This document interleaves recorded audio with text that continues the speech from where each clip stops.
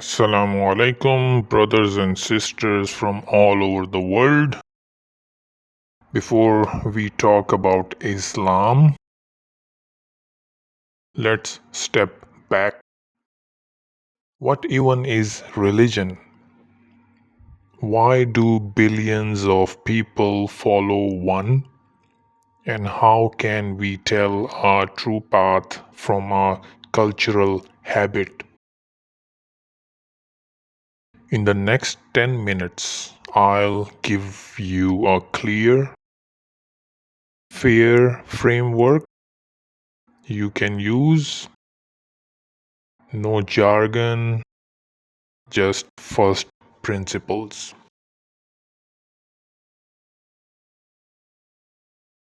Welcome, my name is Mustafa. This series helps complete beginners think clearly about faith before looking at any one religion. Today, four things: a simple definition of religion, the purpose of religion, the difference between religion and culture, and objective signs that a religion is true. By the end, you will have a mental checklist you can use anywhere.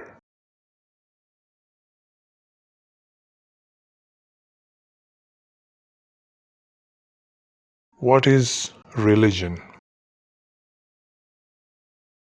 Here's a practical definition. Religion is a system of guidance from the Creator that explains reality, gives life purpose, and directs how we should live. Notice what this definition does. It points to a source beyond human opinion. That's the Creator. It answers the big questions. Where did we come from? Why are we here? What happens after we die? It gives moral direction, not just beliefs, but actions and character. Some people limit religion to rituals or festivals, but rituals are only the expression of guidance, not the essence. At its core, religion is about truth and direction.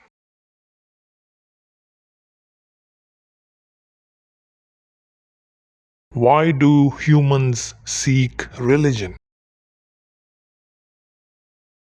Even people who don't identify as religious still live by beliefs about meaning, morality, and what matters. We all feel the pull of three questions. Origin: how did everything begin? Meaning: why am I here? And morality: how should I live? If there is a creator, then the most rational thing would be to hear from that creator.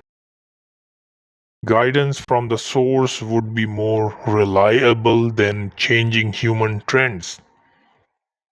This is why humanity has always searched for revelation, not just inspiration.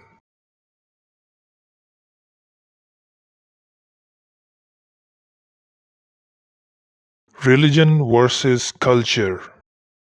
Please don't mix them. Here's where many get confused. Religion is what the Creator reveals, and culture is what people create. Culture can beautify practice, language, clothing, art, but it can also smuggle in habits that have nothing to do with revelation. So, when you evaluate a religion, don't judge it by a random cultural custom or a news headline. Ask, is this teaching actually part of the revealed guidance or just a local habit or a human mistake?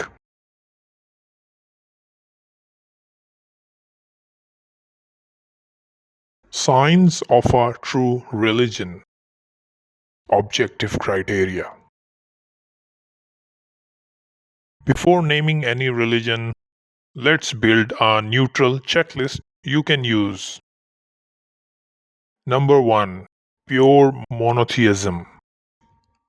The message must affirm one creator, unique, without partners, and not part of creation. Number 2. Authentic origin. It must be traceable to a genuine messenger or prophet, not a committee, not a myth. Number 3.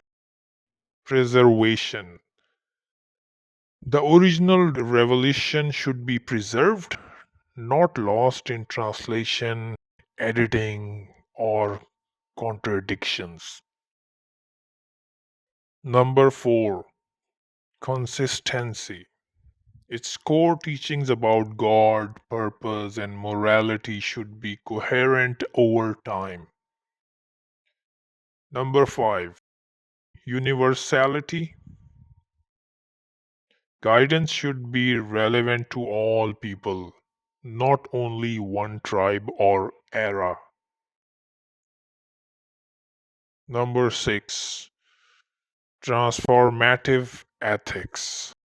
It should build honesty, justice, mercy, and personal growth in real life.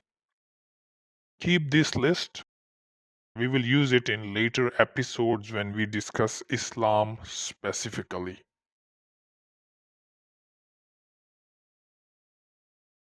Common misconceptions. 3 quick misconceptions to clear. Misconception 1. All religions are basically the same. They may share moral overlap, but they differ on the most important question: who is God? If two paths define God in contradictory ways, they cannot both be right. Misconception 2. Sincerity is enough. Sincerity matters, but being sincerely wrong doesn't make something true. Guidance must be true and preserved, not only heartfelt. Misconception 3. Religion is just for comfort. True religion can comfort, but it also challenges us to live with integrity even when it's hard. It is about truth first, feelings second. Now, some time for practical reflection. Here's a short exercise for this week for you guys. Take 10 quiet minutes and think about it or write down, if there is one creator, what must that creator logically be like? Number 2, which beliefs you hold are cultural habits and which are claims about reality? Number 3, using the 6-point checklist created earlier, which religions or claims do you think are worth serious study.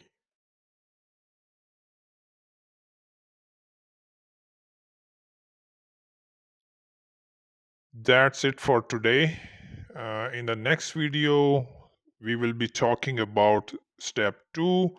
We will define the one true God using first principles, before names, before rituals, so you can recognize truth wherever you see it. If this helped, like the video, share it with a friend who's curious, and subscribe so you don't miss step 2 and the next video. Drop your reflections or questions in the comments. I read them all. Thank you for watching this video and see you in the next video.